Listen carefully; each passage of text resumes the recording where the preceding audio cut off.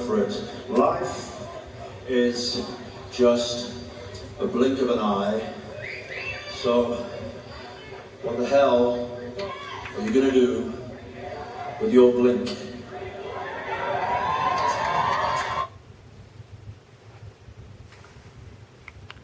What up, YouTube? Ed, WeskerGriff, coming back with a Mail Day recap video, and also a response for my good friend on here, Scott, Scotty Tradition. So, not too much has been coming in recently. Really been slowing down on my purchases. And with the news recently, I'm going to be slowing down a lot more.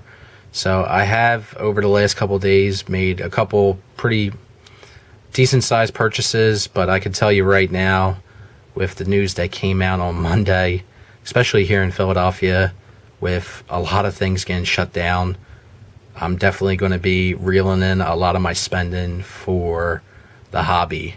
So you're definitely going to be seeing probably a slowdown on my channel. Do have a lot of wax boxes, so during this time of I guess you could say quarantine a little bit, because they don't want people outside. We want a lot of social distancing here in Philadelphia, at least. So it's going to be tough. Tough times are ahead of us, but we're resilient. We're good. So we can get through this. But it's going to be difficult. Not going to sugarcoat it. But looking forward to catching up on YouTube and binging a lot of videos. Netflix and Hulu, they're all fine. Streaming services are doing great recently, but YouTube is my drug of choice. So looking forward to going through a ton of videos here in the community and discovering new channels maybe, and getting amongst it, because YouTube's a great escape for a lot of us. And you know, you turn on the television and you're just being bombarded with a lot of the doom and gloom and even the fear. So it's great to get away from that once in a while, and this is why this community is so great, especially the people that make up it. We got some really, really solid people in here, so even if you don't have cards to show, just make a video. Talk about what's going on, what you're doing. So keep it going.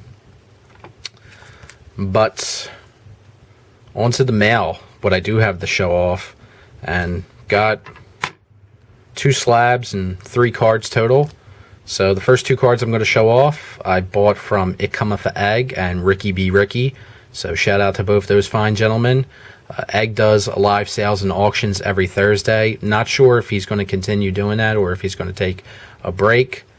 Check out his channel and his videos. Egg's live sales are always a ton of fun. Even if you don't want to buy anything, just watch the Egg show. The commentary and the live chat is always a ton of fun. But these are the 2 cards that I purchased. The Jason Tatum Donruss Optic Rated Rookies. These are the lime or yellow, red inserts.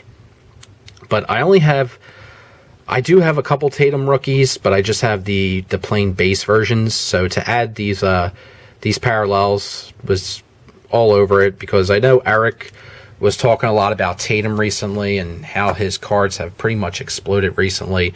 So I guess he's being pumped up by some social media influencers. But Tatum is getting his cards have exploded. So as Eric always says, always learning. So when Egg showed those cards, I remembered always learning, and I took what I learned and I made that purchase. So thank you, Eric. Thank you, Egg. And speaking of Egg, another shout out to him, because I added this card solely because Egg was talking about this guy. And this is from 2019 Bowman Chrome. This is a first Bowman Chrome autograph. And before I showed the car off, I just want to say everyone in this community needs to own this card. This is an essential card for the YouTube community by order of the WG. And it is Brock Defrage. Everyone needs to own this damn card. That is a name that was made to play this game. That name is up there with some of the great names in this game. Like, when I think of great baseball names, I think of Roy Hobbs, I think of Babe Ruth. I think of Mickey Mantle. Those are some essential baseball names. But you know what another essential baseball name is? Brock Death Rage. Can you imagine the home run call that will be made when this guy eventually gets the call to the show and blasts a homer? Now, there's no excuses. This card you can get off of eBay for $10. Now, I'm sure that's a little worrisome to speculators and maybe people who are like, wait a minute, a first Bowman Chrome autograph that's under $10? Scrub, I say. But yeah, that's not looking good. Got to be honest there. But come on, guys. Brock Death Rage. Have you ever heard of a more badass name for a baseball player than that? I can't think of any. That name was made to play this game of baseball. So get amongst it. Buy that card. You got to get it. All right. Next, on to the slabs. So the first slab here, this is from 2018 Topps. This is the gold parallel and a PSA Gem Mint 10 of Scott Kingery. So saw this on eBay. It was $49.99, so $50, free shipping. Thought it was a really nice deal, so pulled the trigger. I actually saw this card for Raw at the Philly show. I think it was $35 the dealer was looking for on it, and the edges of the card had a lot of white showing. Now, everyone knows, or I'm assuming everyone knows, that the golds have had an absolute explosion in the hobby and the collecting world. So gold rookies are an absolute premium. And if you look at the gold rookies from 2018 of, Gleyber Torres, Juan Soto, Acuna, they are super expensive. Kingery, not so much. He had a good season last year, but in a insanely strong rookie class, he definitely got lost in the shuffle. And I have high expectations for him this year. I think since he has a more defined role with Joe Girardi, he'll definitely have a better season. But who knows if we'll even get baseball this year with all the drama going on, with the pandemic going on. But if we ever do get baseball, really looking forward to seeing what Scott Kingery does this year. And he came into spring training absolutely jacked, and he was doing pretty good. But yeah, all the craziness ensued, and it stopped. Speaking of momentum and doing really well, this next guy was doing fantastic before the stoppage. This is from 2008 Upper Deck. This is one of the Young Gun rookies in a PSA Gem Mint 10 of Claude Giroux for the Flyers captain. And been trying to add this card slabbed for a little while now. Went actually to the Chamonix show and to the Philly show asking around for this card. But every time I found it, it was raw. And the price tag was, I think, also $35, $40 for this card raw at the Philly show and at the Chamonix.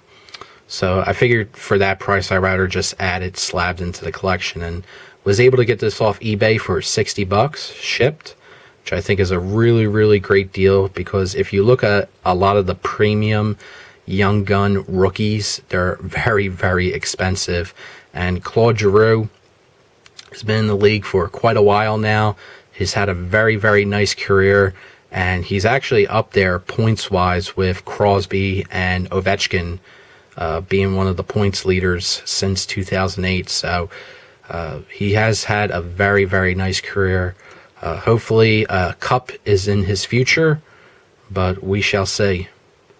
So thrilled to add that into the Flyers slabbed Young Guns collection. I think next I'm going to try to look maybe into getting Carter Hart or potentially Ivan Provorov. But the thing with the Young Guns is you definitely got to get them on auction, and you definitely got to find them at the right place at the right time, because sometimes you can really get a really nice deal on those cards if you find them at auction. Otherwise, you'll be paying a premium if it's buy now. And now, finally, on to the response for Scotty Tradition. Now, for this go-around for giveaways, Scott wants to know our family history and our ancestry. So he wants to know, where we come from, and get to know more about us. So he wants to also know where our parents are from. So both my parents, both my mom and my dad, were actually born and raised here in Philadelphia.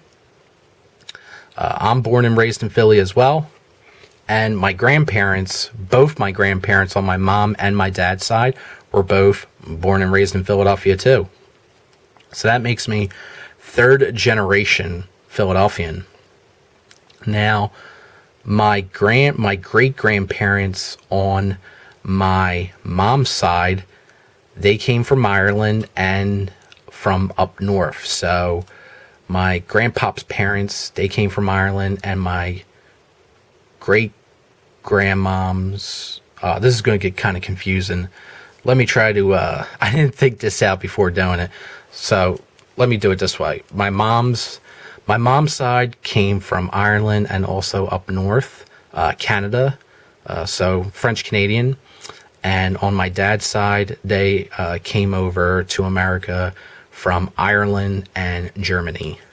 So predominantly Irish Catholic, and then a little bit of German and a little bit of French Canadian in there. So, and then 3 generations within Philadelphia. So the family has never moved out of Philly. So always been within the Philadelphia area. Never expanded out of that. Some noteworthy things about my family. Both my grandfathers served in World War II. They served in different theaters. My dad's dad, he served in the European theater, so was in the 1st Infantry Division. So he saw action pretty much in every single major campaign. Was in Africa, Sicily, Normandy, the Bulge, and eventually to the end in Germany. So he saw action. He was all over, and probably saw a lot of stuff. And I actually didn't find that out until after he passed. So my grandpop on my dad's side, he passed away in 1997. So I was relatively young. I think I was like 6 or 7 around when he passed. So I didn't find out about his history, his war history, until till afterwards. And yeah, so he definitely saw a lot. And on my mom's side, my grandpop, my mom's dad, he was in the Pacific Theater, and he was in the Army Air Force. And he talked a lot about his war experience to me. So I found out a lot, and he always answered questions at any time I would ask him, because I was kind of always engaged a little bit in that, really interested in U.S. history and war history in general. So my grandpop actually had a photo book. He told me at the time that he had a camera and he used to take pictures, keep like a journal of his experiences. And he had some insane photographs. I have no idea whatever happened to his photo book, but he had pictures of General Douglas MacArthur in the field. He had pictures. He was actually at the Japanese delegation surrender. So when they were signing the documents, he was on one of the bridges and took pictures of it, and had pictures of all the various delegations that were represented there. So you had all the different allies that were there, the French, the British, the Australians, the Soviet Union. So he had pictures of all that. So he actually witnessed the formal surrender of the Japanese Empire to the Allies. So he was there when he saw that. So that was pretty crazy. And then he had pictures of all the different bombers and the fighter jets, and not fighter jets, fighter planes. There was no, we didn't have jets back then. But yeah, a lot of different stuff. And it's kind of a damn shame that I don't know what happened to that. But I'm assuming someone else in the family might have it, or it's probably in storage somewhere. But yeah, so both my grandpops served, and can't really think of anything. I know Scott was asking for something big or noteworthy, but that's pretty much it. So I know Scott wanted to know when eventually our ancestors came over to this country, and that's something that I'm not 100% sure on.